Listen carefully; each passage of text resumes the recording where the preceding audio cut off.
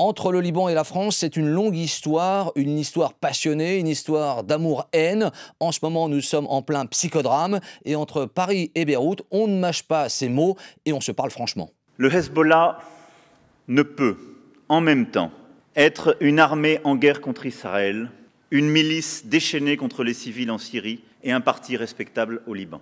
Il ne doit pas se croire plus fort qu'il ne l'est. Et c'est à lui de démontrer qu'il respecte les Libanais dans leur ensemble.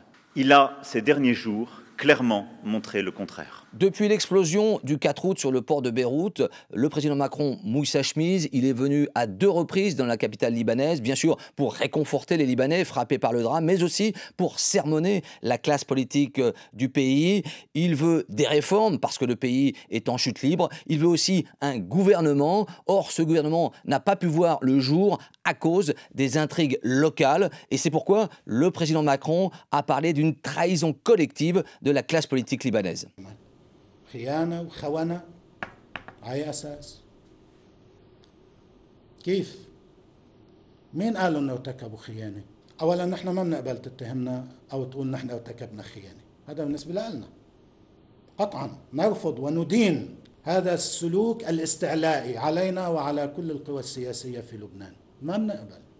Le Hezbollah n'est pas un parti comme les autres au Liban, c'est le seul à posséder encore des armes lourdes. Le député du Hezbollah de Zarlé, Anwar Joma, justifie cette exception du parti de Dieu. Vis-à-vis une force énorme et géante comme celle d'Israël, le Liban il est impuissant.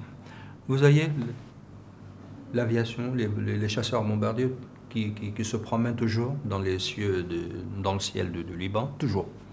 Le Liban, il est désarmé.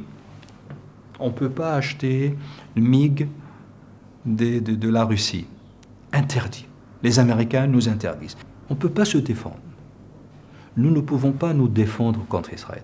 Ce n'est pas permis par les États-Unis d'avoir des chasseurs bombardiers qui nous protègent.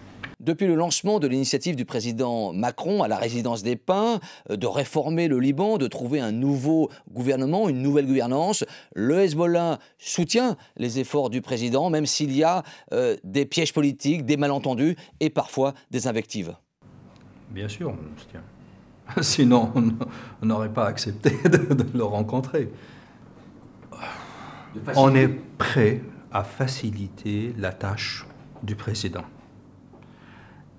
Je ne vais pas dire beaucoup plus parce que je ne veux pas prendre une position, peut-être le Hezbollah ne veut pas le dire, mais moi j'étais content à ce point-là. J'étais content parce que les Libanais, ils ne voulaient pas s'entendre.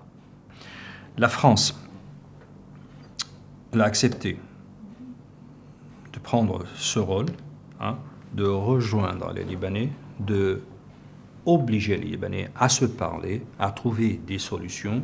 Ce n'est pas une partie qui impose une solution à l'autre partie. Ça vient de l'extérieur, de quelqu'un que les Libanais aiment.